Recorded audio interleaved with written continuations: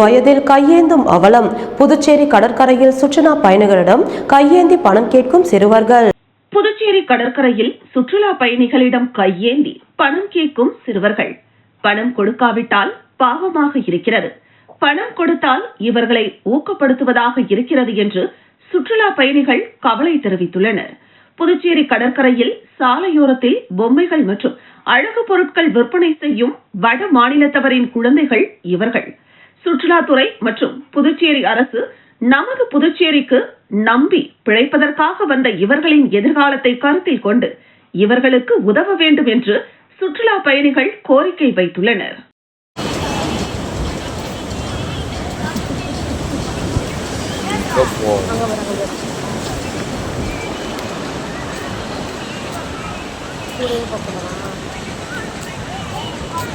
இந்த மாதிரிலாம் செய்யக்கூடாது. ஏன் சொல்ல போலீஸ் கிட்ட மாட்டேன்.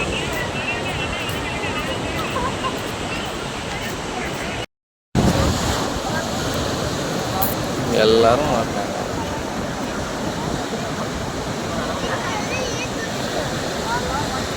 புதுச்சேரியில் நீண்ட நாட்களாக பணி முடியாமல் திறந்திருந்த வாய்க்காலில் விழுந்து கறவை மாடு உயிரிழந்துள்ளது. மேலும் வாய்க்கால் பணியை விரைந்து முடித்து அதனை மூட வேண்டும் என அப்பகுதி மக்கள் கோரிக்கை விடுத்துள்ளனர். புதுச்சேரி கொம்பாக்கம் பகுதியை சேர்ந்தவர் முத்துவேல். இவர் 5 கறவை மாடுகள் வைத்து பால் கறந்து வியாபாரம் செய்து வருகிறார். இந்த நிலையில் நேற்று வழக்கம் போல் மாடுகள் மேய்ச்சலுக்கு பிறகு அவைகளை வீட்டருகே உள்ள கொட்டகையில் இரவு கட்டிவிட்டு சென்றுள்ளார். பின்னர் காலை வந்து பார்த்தபோது ஒரு கறவை மாடு கட்டை அவிழ்த்துக் கொண்டு வெளியே சென்றுள்ளது. இதனைத் தொடர்ந்து முத்துவேல் மாட்டை தேடிக்கொண்டு சென்றபோது வில்லியனூர் ஒதியம்பட்டு சாலையில் மூடப்படாமல் இருந்த வாய்க்காலில் விழுந்து மாடு உயிரிழந்து காணப்பட்டது. மேலும் கடந்த 6 மாதங்களாக வாய்க்கால் பணி முடிக்காமல் உள்ளதால் அதனை மூடாமல் வைத்துள்ளதாகவும், இதனால் சிறுவர்கள் யாராவது தெரியாமல் உள்ளே விழுந்தால் உயிர் சேதம் ஏற்படும் அபாயம் உள்ளதால் அரசு விரைந்து வாய்க்கால் பணியை முடித்து அதனை மூட வேண்டும் என அப்பகுதி மக்கள் கோரிக்கை விடுத்துள்ளனர்.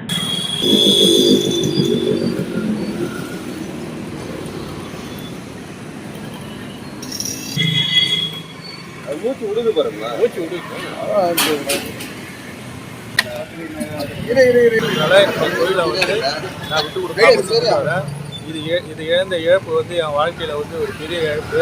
இதை வச்சு தான் என் வாழ்க்கையிலுக்கு டெய்லி சாப்பாடு எல்லாமே இதால் தான். எனக்கு வாழ்வாதாரமே இந்த மாடுங்க தான். நீங்கள் இந்த இடத்துல இந்த மாடு என்னை கேட்டாலே மாடு வச்சுருப்பாரா அப்படின்னு தான் சொல்லுவாங்க. அந்த மாதிரி எனக்கு இது ஒரு பேர் கொடுத்த பொருளுங்க. இதை நான் இழந்ததுனால எனக்கு ரொம்பவும் மன கஷ்டம். புதுச்சேரி காரைக்கால் மருத்துவர் நாதர் மரபினர்கள் சங்கத்தின் சார்பில் வில்லியனூர் நாவிதர் மடத்தில் ஆலோசனை கூட்டம் நடைபெற்றது. மருத்துவர் நாவிதர் மரபினர்கள் சங்கத்தின் சார்பில் வில்லியனூர் நாவிதர் மடத்தில் ஆலோசனை கூட்டம் நடைபெற்றது.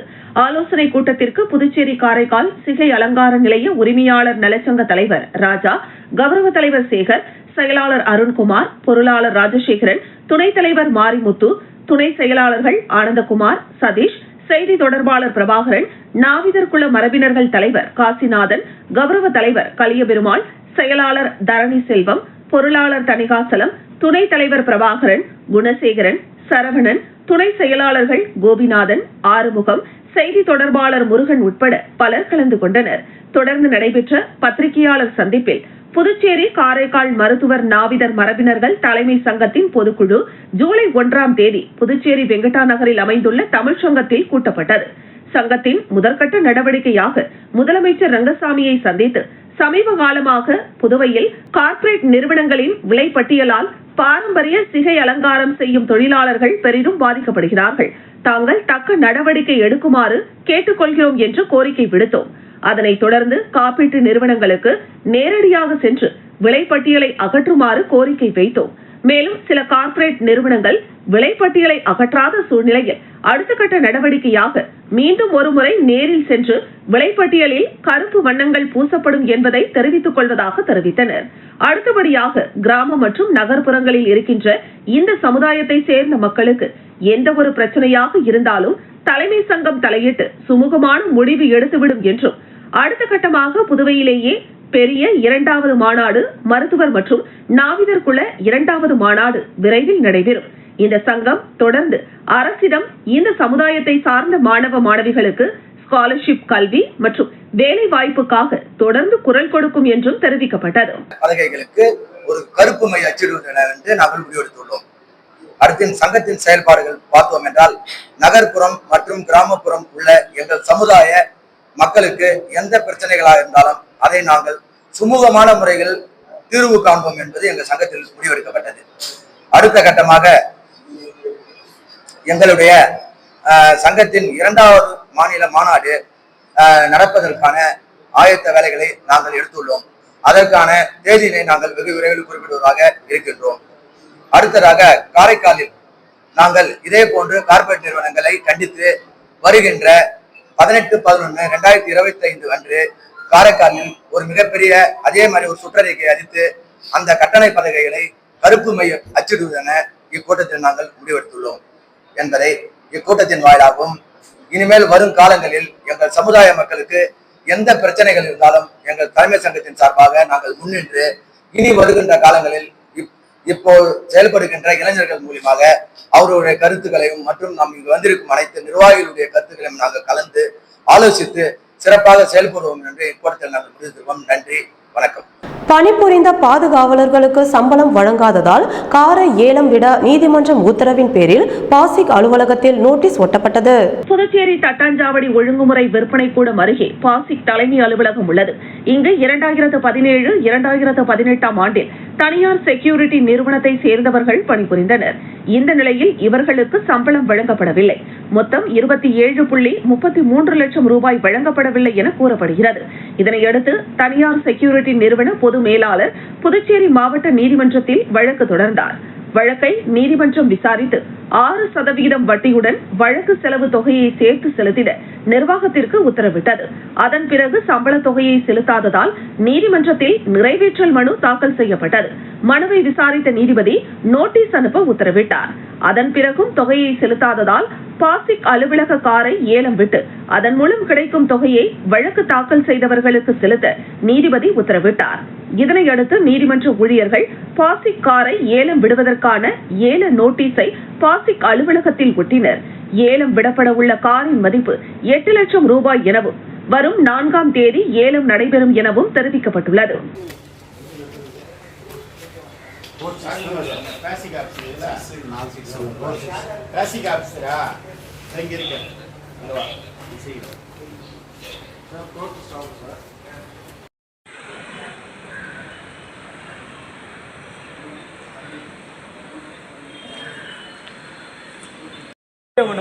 புதுச்சேரியில் நுகர்வோரின் அனுமதியின்றி மின்துறை அதிகாரிகள் எதிர்க்கட்சி தொகுதிகளில் உள்ள வீடுகளில் ஸ்மார்ட் மீட்டர் பொருத்திய போது காங்கிரஸ் சட்டமன்ற உறுப்பினர் எதிர்ப்பு தெரிவித்து மின்துறை அதிகாரிகளுடன் வாக்குவாதத்தில் ஈடுபட்டு ஸ்மார்ட் மீட்டரை எடுத்து சென்றதால் பரபரப்பு ஏற்பட்டது.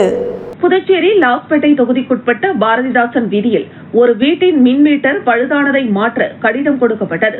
இந்த நிலையில் புதுச்சேரியில் வீட்டின் உரிமையாளருக்கு தெரிவிக்காமல் அனுமதியின்றி மின்துறையால் புதிதாக பொருத்தப்பட உள்ள ஸ்மார்ட் மீட்டரை பொருத்தியுள்ளனர். இதுகுறித்து தகவல் அறிந்து சம்பவ இடத்திற்கு விரைந்து வந்த தொகுதியின் சட்டமன்ற உறுப்பினரும் காங்கிரஸ் சட்டமன்ற கட்சி தலைவருமான வைத்தியநாதன் மின்துறை ஊழியர்களை கையும் களவுமாக பிடித்து உடனடியாக இந்த மீட்டரை இங்கிருந்து அப்புறப்படுத்த வேண்டும் என எச்சரிக்கை விடுத்தார். இதனையடுத்து மின்துறை சார்பில் கொண்டுவரப்பட்ட அனைத்து ஸ்மார்ட் மீட்டர்களையும் சட்டமன்ற உறுப்பினரின் ஆதரவாளர்கள் பறிமுதல் செய்து ஏற்கனவே பொருத்தப்பட்ட மீட்டர்களை அப்புறப்படுத்தும் வரை இதை கொடுக்க மாட்டோம் என எடுத்து சென்றதால் பரபரப்பு ஏற்பட்டது. தொடர்ந்து மின்துறை செயல்பாட்டை கண்டித்து போராட்டத்தில் ஈடுபட்டனர். மின்துறை ஊழியர்களும் விரைவில் பொருத்தப்பட்ட மீட்டர்களை எடுத்து செல்வதாக கூறியதை அடுத்து காங்கிரஸ் சட்டமன்ற கட்சி தலைவர் வைத்தியநாதன் மற்றும் அவரது ஆதரவாளர்கள் அங்கிருந்து சென்றனர். லாஸ்பேட்டை தொகுதி எதிர்க்கட்சி தொகுதி என்பதால் சோதனை எலியாக புதுச்சேரி அரசு பயன்படுத்துகிறதா? இந்த ஸ்மார்ட் மீட்டரை மின்துறை அமைச்சர் அல்லது முதலமைச்சர் தொகுதியில் பொருத்தாதது ஏன் என்றும் காங்கிரஸ் சட்டமன்ற கட்சி தலைவர் வைத்தியநாதன் கேள்வி எழுப்பியுள்ளார். மாசம் மாசம் பிடிக்கிறாங்க. நான் சொல்றது கேளு. அன்னைக்கு பணம் வாங்கி கட்டி எங்களை வந்து கட்ட சொன்னாங்க. இந்த மீட்டர் அப்படி ஃப்ரீயா கொடுக்க வேண்டிய அவசியம் என்ன? நான் சொல்றது புரியுதா உங்களுக்கு? மக்கள் வைக்கல அடிக்கிறதுனே வராங்க. உங்களுக்கு என்ன எந்த விவரமும் தெரியாது. முதல்ல இங்க வந்து பிக்ஸ் பண்றாங்க. ஏன் மின்துறை அமைச்சர் இருக்காரு, அவர் தொகுதியில பண்ண வேண்டியதானே? முதலமைச்சர் தொகுதியில பண்ண வேண்டியதானே? இது நாங்க எழுச்சி வாங்கினா லாஸ்ட் தொகுதி சோதனை இல்லையா? சோதனை இல்லையா? ஒரு மீட்டர் தானே அவர் கேட்டாரு. 3 ஏன் பிக்ஸ் பண்றீங்க?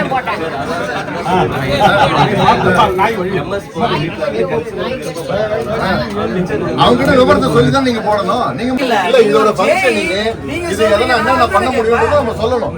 பொதுமக்களுக்கு புரிய வைக்காமலே டக்குனு சொன்னா என்ன அர்த்தம்? மீட்டரை வாபஸ் வாங்கு, வாபஸ் வாங்கு, வாபஸ் வாங்கு, மீட்டரை வாபஸ் வாங்கு. திமுகவுடைய உட்பட்ட இந்தியா கூட்டணி இந்த மின்துறை தனியார் மயமாவதையும் இந்த மீட்டர் மாற்றுறதையும் நாங்க எதிர்ப்பா நாங்க பல போராட்டங்களை முன்னெடுத்து செஞ்சிருக்கிறோம். ஆனா இப்போ சோதனையா பாத்தீங்கன்னா லாஸ்பேட்டை தொகுதியில முதல் முறையா நேற்று ஒரு 4 நாள் ஊர்ல இல்ல. நேற்று எனக்கு போன் மூலமா ஒரு தகவல் வந்தது, இந்த மாதிரி மீட்டரை மாத்துறாங்க அப்படின்னு சொல்லி. அந்த மீட்டர் என் தொகுதியில முதல் மீட்டரை மாற்றும் போது நான் வந்து காலையிலேயே முதல் முறையா எந்த இடத்துல மாத்துறாங்கன்னு பார்க்க வரும்போது இந்த மீட்டர் அவங்க எந்த மீட்டர் நாங்க வேணாம்னு சொன்னோமோ, எது போராட்டம் பண்ணி இது வந்தா பொதுமக்களுக்கு பாதிப்பு ஏற்படும் சொன்னோமோ அந்த மீட்டரை பிக்ஸ் பண்ணி இருக்கிறாங்க. நாங்க ஏற்கனவே மீட்டர் பழுதா எடுத்து மீட்டர் எரிஞ்சு போச்சுன்னு ஏதாவது கம்ப்ளைண்ட் கொடுத்தா மீட்டர் வாங்கி கொடுங்க, அதை வாங்கி கொடுங்க, புதுசா வாங்கி கொடுங்கன்னு சொல்லி அலைய விடுவாங்க எங்களை. இப்ப கிட்டத்தட்ட விசாரிச்சேன், 7000 ரூபாய் உள்ள மீட்டரை ஃப்ரீயா பொறுத்துறாங்க.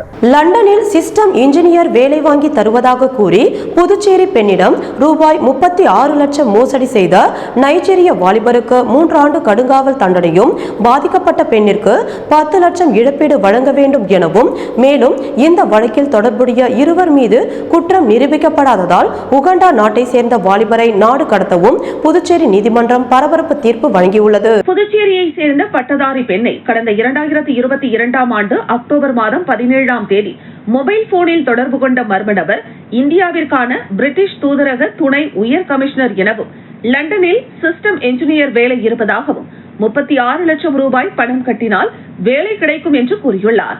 மேலும் பட்டதாரி பெண்ணை நம்ப வைக்க சில ஆவணங்களை அந்த பெண்ணிற்கு இமெயில் மூலம் அனுப்பியுள்ளார். அதனை பார்த்து நம்பிக்கை கொண்ட அந்த பெண் செல்போனில் பேசிய நபர் கேட்ட 36 லட்சம் ரூபாயை 3 வங்கி கணக்குகளில் இருந்து பல்வேறு தவணைகளாக அனுப்பியுள்ளார். அதன் பிறகும் மர்ம நபர் தொடர்ந்து பணம் கேட்க சந்தேகமடைந்த பெண் புதுச்சேரி சிபிசிஐடி காவல் நிலையத்தில் புகார் அளித்ததன் அடிப்படையில் வழக்கு பதிவு செய்து விசாரணை நடத்தினர். இதில் பெங்களூருவில் வாடகை வீட்டில் தங்கியிருந்த நைஜீரிய நாட்டை சேர்ந்த 28 வயதான ரூபன் குட் நியூஸ் மற்றும் உகாண்டா நாட்டை சேர்ந்த 25 வயதான நெமிலி புராசி, பெங்களூருவை சேர்ந்த ராஜேஷ் ஆகிய 3 பேரை கைது செய்து சிறையில் அடைத்தனர். தொடர்ந்து 3 மீதும் புதுச்சேரி தலைமை குற்றவியல் நீதிமன்றத்தில் வழக்கு விசாரணை நடைபெற்று வந்தது. அரசு தரப்பில் அரசு உதவி வழக்கறிஞர் லோகேஸ்வரன் ஆஜரான நிலையில் வழக்கை விசாரித்த நீதிபதி யஷ்வந்த் ராவ் இங்கர்சல் அதிரடியாக தீர்ப்பு வழங்கியுள்ளார். அதில் நைஜீரியாவை சேர்ந்த ரூபன் குட் நியூஸ் மீது ஆள் மாறாட்டம் செய்தது, மோசடி, போலி ஆவணங்கள் தயாரித்தல், விசா காலம் முடிந்தும் போதிய ஆவணமின்றி இந்தியாவில் தங்கியிருந்தது, போலி பாஸ்போர்ட் வைத்திருந்தது ஆகிய 6 குற்றங்கள் நிரூபிக்கப்பட்டதால் அவருக்கு தலா 3 ஆண்டுகள் கடுங்காவல் தண்டனை மற்றும் 32,000 ரூபாய் அபராதம் விதித்து தீர்ப்பு கூறினார். மேலும் சிறை தண்டனைகளை ஏக காலத்தில் அனுபவிக்கவும், பாதிக்கப்பட்ட பெண்ணிற்கு 10 லட்சம் ரூபாயை 3 மாதத்தில் வழங்க வேண்டும் என்றும், தவறினால் அவர் மீது காவல்துறையினர் சட்டப்படி நடவடிக்கை எடுக்க வேண்டும். மேலும் தண்டனை காலம் முடிந்த பின் அவரை சம்பந்தப்பட்ட அதிகாரிகள் மூலம் நைஜீரியாவிற்கு நாடு கடத்த உத்தரவிட்டார். மேலும் இவ்வழக்கில் சம்பந்தப்பட்ட மற்ற 2 மீதான குற்றச்சாட்டுகள் நிரூபிக்கப்படாததால் இருவரையும் விடுதலை செய்து உத்தரவிட்டார். மேலும் உகாண்டாவை சேர்ந்த நெமிலி புராசிக்கு விசா காலம் முடிந்துவிட்டதால் அவரை சம்பந்தப்பட்ட அதிகாரிகள் மூலம் உகாண்டாவிற்கு நாடு கடத்த உத்தரவிடப்பட்டது. ஃபீட்பேக் ஃபவுண்டேஷன் சார்பில் தூய்மை பணியாளர்களுக்கான சிறப்பு மருத்துவ முகாம் நடைபெற்றது. புதுச்சேரி உள்ளாட்சித்துறை மற்றும் புதுச்சேரி நகராட்சியின் தலைமையில் கோத்ரேஜ் நுகர்வோர் தயாரிப்புகள் லிமிடெடின் சமூக பொறுப்புணர்வு ஆதரவுடன் குடிமக்களின் ஈடுபாடு மற்றும் முழுமையான கழிவு மேலாண்மை தீர்வுகள் மூலம் குப்பை கிடங்கின் சுமையை குறைக்க ஃபீட்பேக் ஃபவுண்டேஷன் ஒருங்கிணைந்த திடக்கழிவு மேலாண்மை திட்டத்தை செயல்படுத்தி வருகிறது. இதன் ஒரு பகுதியாக தூய்மை பணியாளர்களின் உடல் நலத்தை கருத்தில் கொண்டு பாண்டிச்சேரி இன்ஸ்டிடியூட் மெடிக்கல் சயின்ஸ் உறுதுணையுடன் தூய்மை பணியாளர்களுக்கான சிறப்பு மருத்துவ முகாம் நடைபெற்றது. இதில் பொது மருத்துவம், கண் மருத்துவம், பல் மருத்துவம் மற்றும் எலும்பு மருத்துவம் சார்ந்த மருத்துவ வல்லுநர்கள் கலந்து கொண்டு சுமார் 150 தூய்மை பணியாளர்கள் கலந்து கொண்டு மருத்துவர்களின் அறிவுரைகளையும் சிகிச்சையும் இலவசமாக மருந்து மாத்திரைகளை பெற்று மகிழ்ச்சியுடன் சென்றனர். தூய்மை பணியாளர்கள் இதுபோன்ற மருத்துவ முகாம்கள் அடிக்கடி நடத்தினால் சிறப்பாக இருக்கும் என தெரிவித்தனர்.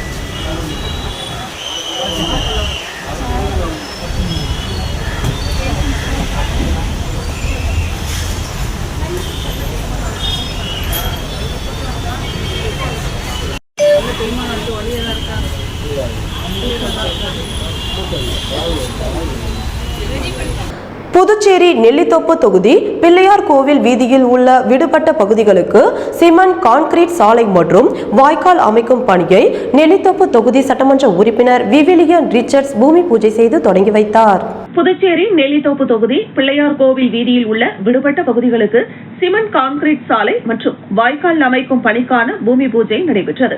2024-2025 ஆண்டு சட்டமன்ற உறுப்பினர் தொகுதி மேம்பாட்டு நிதியின் கீழ் 21,75,426 ரூபாய் திட்ட மதிப்பீட்டில் நெல்லித்தோப்பு தொகுதி சட்டமன்ற உறுப்பினர் விவிலியன் ரிச்சர்ட் தலைமையில் பூமி பூஜை செய்து பணி ஆரம்பிக்கப்பட்டது. இந்த நிகழ்ச்சியில் புதுச்சேரி நகராட்சி ஆணையர் கந்தசாமி, செயற்பொறியாளர் சிவபாலன், உதவி பொறியாளர் பழனிராஜா, இளநிலை பொறியாளர் சாம்பசிவம் மற்றும் அதிகாரிகள், ஊர் முக்கிய பிரமுகர்கள் மற்றும் ஊர் பொதுமக்கள் கலந்து கொண்டனர்.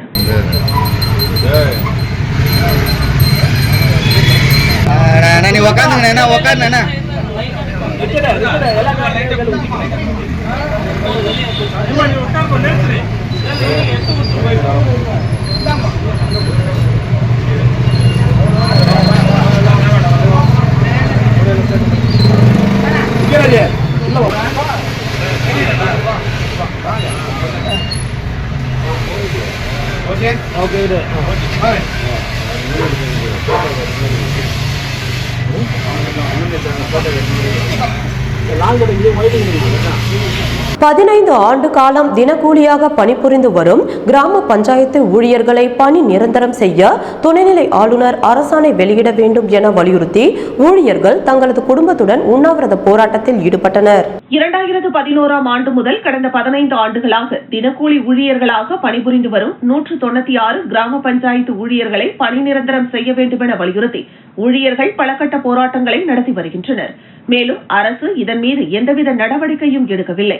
இந்த நிலையில் 15 ஆண்டுகளாக பணிபுரியும் கிராம பஞ்சாயத்து ஊழியர்களை பணி நிரந்தரம் செய்ய துணைநிலை ஆளுநர் அரசாணை வெளியிட வேண்டும் என வலியுறுத்தி இன்று ஒரு நாள் குடும்பத்துடன் உண்ணாவிரத போராட்டத்தில் ஈடுபட்டனர். ஊழியர் சங்க தலைவர் காத்தவராயன் தலைமையில் சட்டமன்றம் அருகே நடைபெற்ற உண்ணாவிரத போராட்டத்தில் ஊழியர்கள் தங்களது குடும்பத்துடன் திரளாக கலந்து கொண்டு கோரிக்கைகளை வலியுறுத்தி கண்டன கோஷங்களை எழுப்பினர். தொடர்ந்து பல கட்ட போராட்டங்களை நடத்தி வரும் ஊழியர்களுக்கு ஆதரவாக திமுக மாநில அமைப்பாளரும் எதிர்க்கட்சித் தலைவருமான சிவா போராட்டத்தில் பங்கேற்று ஊழியர்களுக்கு ஆதரவு தெரிவித்தார். தொடர்ந்து செய்தியாளர்களை சந்தித்த திமுக மாநில அமைப்பாளர் சிவா 15 ஆண்டுகளாக பணிபுரியும் கிராம பஞ்சாயத்து ஊழியர்களை பணி நிரந்தரம் செய்ய வேண்டும் என நீதிமன்றம் உத்தரவிட்ட நிலையிலும் அவர்களை பணி நிரந்தரம் செய்யாமல் காலம் கடத்துவது கண்டிக்கத்தக்கது. எனவே உடனடியாக 196 ஊழியர்களையும் பணி நிரந்தரம் செய்ய வேண்டும் என அவர் கேட்டுக் கொண்டார்.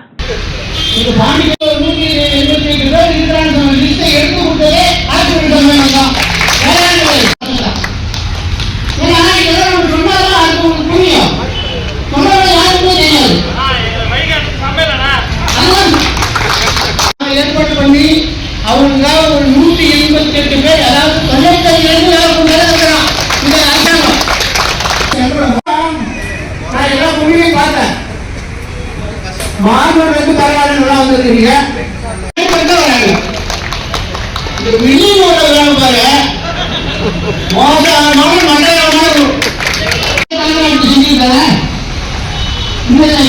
மந்திரி இப்ப செய்யணும்னு சொன்னீங்க.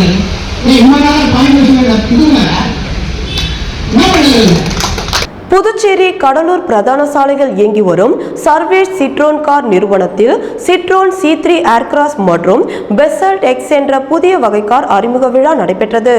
புதுச்சேரி கடலூர் பிரதான சாலையில் இயங்கி வரும் சர்வேஷ் சிட்ரான் கார் நிறுவனத்தில் சிட்ரான் C3 ஏர்கிராஸ் எக்ஸ் மற்றும் பெசல்ட் எக்ஸ் என்ற புதிய வகை கார் அறிமுக விழா நடைபெற்றது. பல்வேறு சிறப்பம்சங்கள் கொண்ட இந்த ஏர்கிராஸ் எக்ஸ் வாகனத்தின் ஆரம்ப விலை 8.29 லட்சம் ரூபாய் மற்றும் பெசல்ட் எக்ஸின் ஆரம்ப விலை 7.95 லட்சம் ரூபாய். மேலும் இந்த வாகனத்தில் 6 airbags, 360 degree camera, push start button, cruise control ஆகிய புதிய வகை வசதிகளோடு குறைவான விலையில் அறிமுகம் செய்யப்பட்டுள்ளது. இவ்விழாவில் JK TVS உரிமையாளர் ராதாகிருஷ்ணன் மற்றும் வாடிக்கையாளர் ரஞ்சித் ஆகியோர் சிறப்பு விருந்தினர்களாக கலந்து கொண்டு குத்துவிளக்கேற்றி விழாவினை சிறப்பித்தனர். மேலும் சிட்ரான் நிறுவனத்தின் மேலாளர் ஆதி மூலம் C3 ஏர்கிராஸ் எக்ஸ் வாகனத்தை அறிமுகம் செய்து வைத்தார். நிகழ்ச்சிக்கான ஏற்பாட்டினை ஊழியர்கள் சிறப்பாக செய்திருந்தனர். இந்த நிகழ்ச்சியில் ஏராளமான வாடிக்கையாளர்கள் கலந்து கொண்டனர்.